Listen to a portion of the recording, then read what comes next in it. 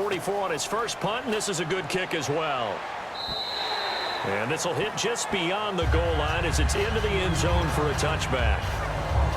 The Ravens offense now, they get ready to head back on the field.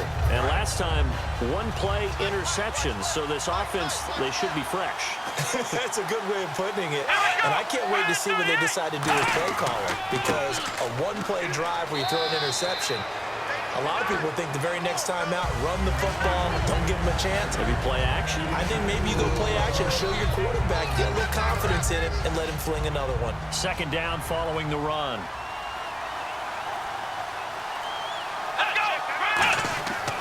And they'll go ground game here with a tailback. And a short gain there as he'll get it up only to about the 24. 2 yards on the carry there, and it's going to lead him to third down. So the offense dealing with a 3rd and 6.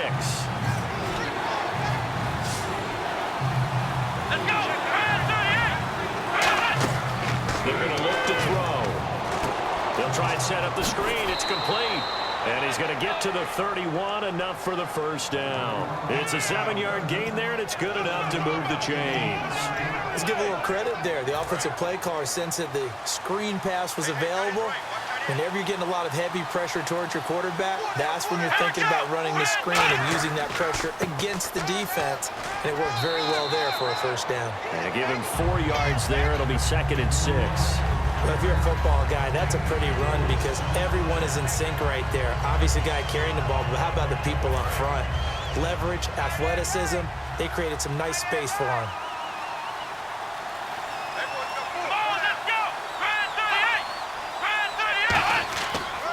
They'll give it to him right up the gut. And not much doing. He'll get this only up to about the 36.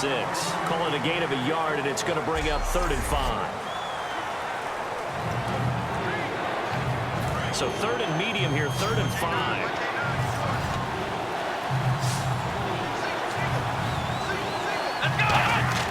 They'll set up to throw.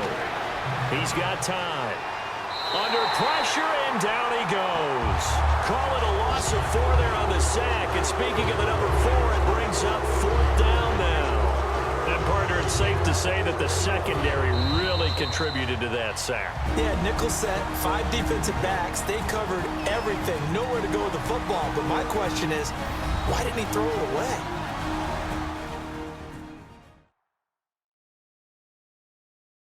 So it's Raven football here as we welcome you back.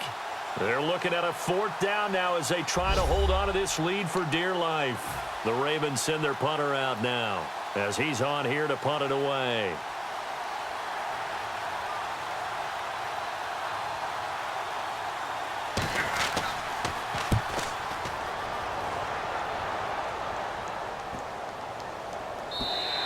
And no one there to stop it. Hits at the 8, but it carries all the way into the end zone for a touchback. And now Cleveland geared up to take the field. And they'll be looking to avoid what happened last time with just punting the football. But when you look at how teams play the game, that complementary football comes into play. How do I take care of my defense? How do I take care of my offense? Well, the defense is taking care of them in a lot of ways. Now it's time for the offense to jump things up and help their defense out. Give them a little bit of rest. Yeah, time for them to give them a rest. Took the words right out of my mouth. They'll look to throw. Firing quickly here, and that's complete. Give him 8 on the play, and it'll make it a 2nd down. Completed pass play. Now let's see if they go back to the air or to the ground.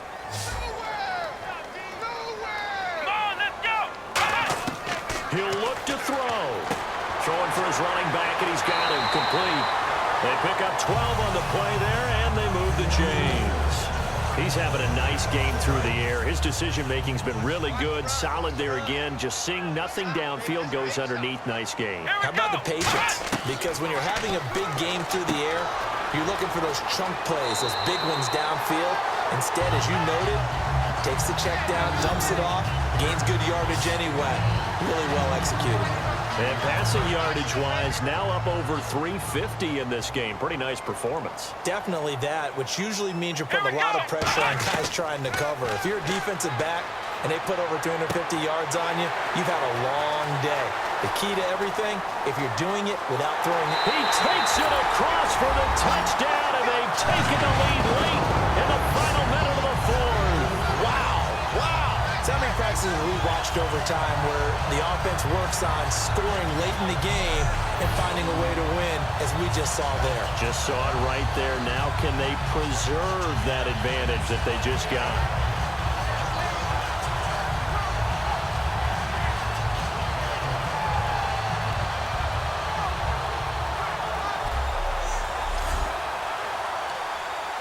Now an important extra.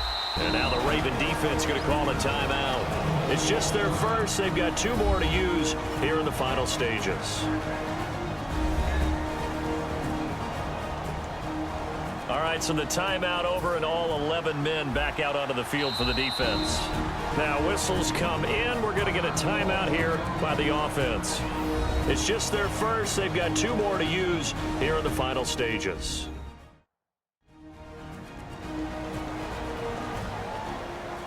So the offense took the timeout. Looks like they're ready to go as we get set to resume the action. He's got it. And this is indeed up to a 3-point lead.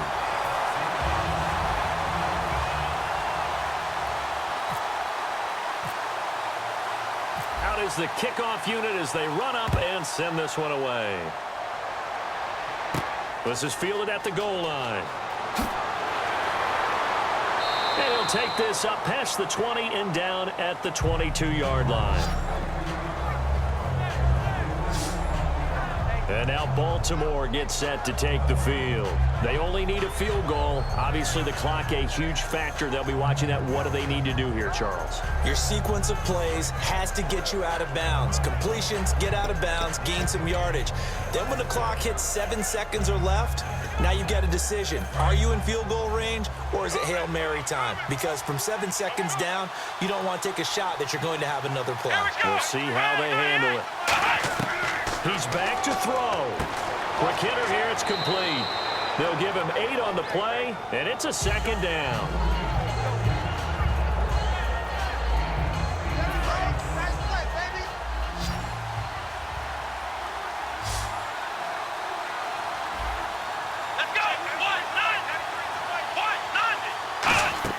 Back to throw.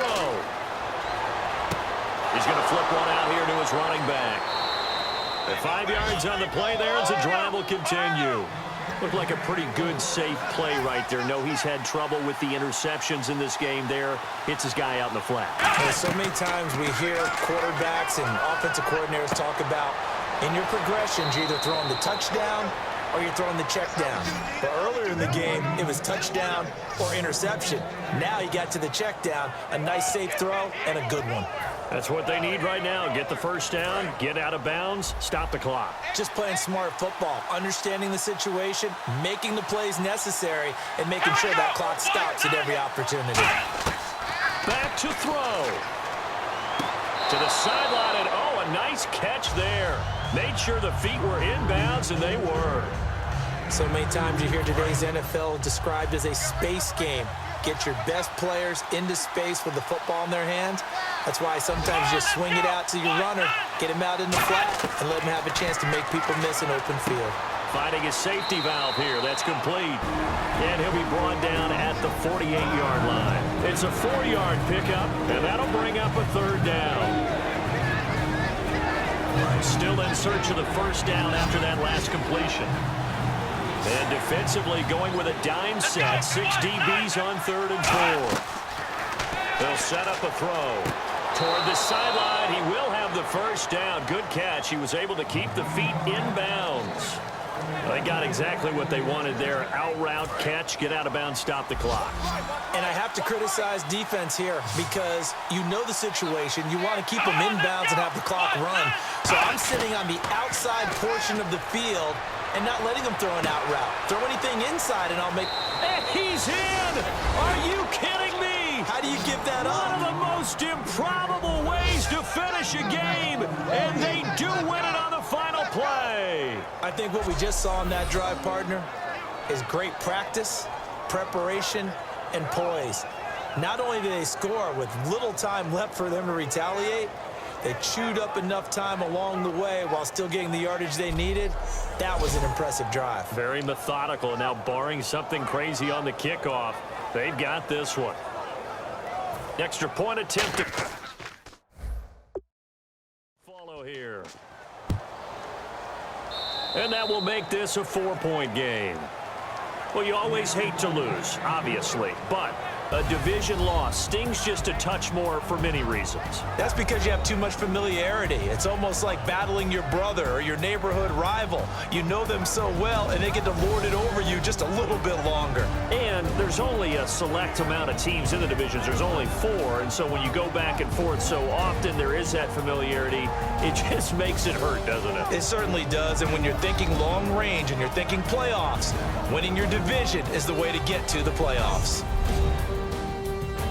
So for Baltimore, their very slim playoff hopes remain as they move to 6-7 on the year. And they'll return home next week to take on the New England Patriots. Meanwhile, for Cleveland, it's a rare misstep as they'll drop to 11-2 on the year. And they'll be back home next week as they're set to take on the Cincinnati Bengals. So that's a wrap. For Charles Davis, I'm Brandon Gunn. And this has been a presentation of the NFL on EA Sports. For more, check us out at easports.com. With that, we say so long from Cleveland.